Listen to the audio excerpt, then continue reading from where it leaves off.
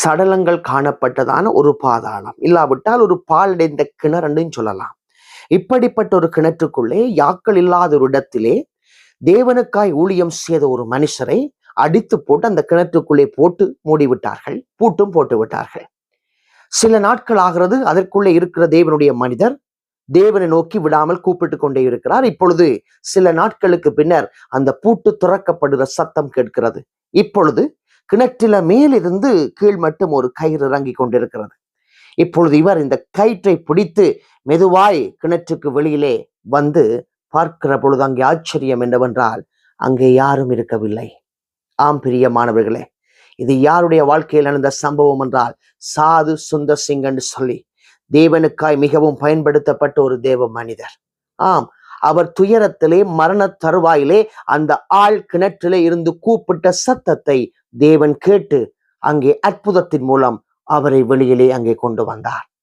ஆம் பிரியமானவர்களே, நாம் ஆராதிக்கிற தேவன் நாம் துயரத்தில் கூப்பிடுகிற பொழுது, துயரத்தில் கதறுகிற பொழுது நம் சத்தத்துக்கு செவி கொடுத்து அதற்கு இறங்குகிற தேவன்.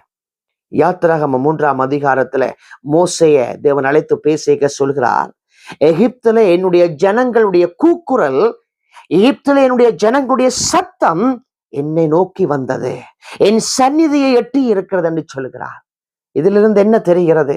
அன்றைக்கு இஸ்ரவேல் மக்கள் அந்த எகிப்து தேசத்திலே சொல்ல முடியாத படிக்கு தங்களுடைய உடலை வருத்தி, அங்கே ஒரு அழகான வார்த்தையை தேவன் சொல்லுகிறார், ஜீவனையும் அவர்கள் கசப்பாக்கினார்கள்.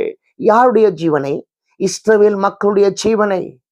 ஜீவனை கசப்பாகிற அளவிற்கு கடுமையான வேலைகள், அதிலிருந்து தப்ப முடியாதபடிக்கு வேலை நெருக்கம். அப்படிப்பட்ட நேரத்திலே அவர்கள் தேவனை நோக்கி கூப்பிட்ட பொழுது அந்த சத்தம் தேவனுடைய சந்நிதியிலே எட்டினது.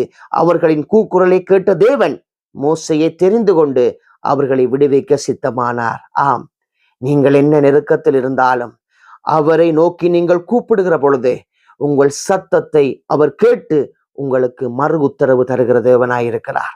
நீங்கள் உங்கள் அறையை பூட்டி அவர்கள் முன்பாய், தேவனுக்கு முன்பாய் நீங்கள் முழங்கால் படியிட்டு நீங்கள் உங்கள் துயரங்கள், நெருக்கங்கள், கண்ணீர்கள் யாவற்றையும் நீங்க அவருக்கு சொல்லுகிற பொழுது நிச்சயமாகவே உங்கள் சத்தத்துக்கு அவர் செவி கொடுப்பார். ஏனென்றால் நம்மோடு இருக்கிற தேவன் இஸ்ரவேலின் தேவனாயிருக்கிறார். இயேசு உங்களை நிறைவாய் ஆசீர்வதிப்பாராக.